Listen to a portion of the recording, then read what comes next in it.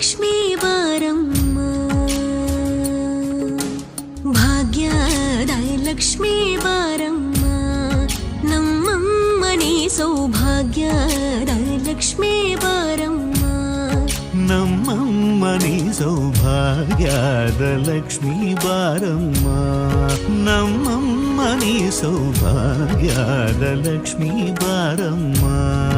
ನಮ್ಮಮ್ಮನಿ ಸೌಭಾಗ್ಯದ Lakshmi Baramma.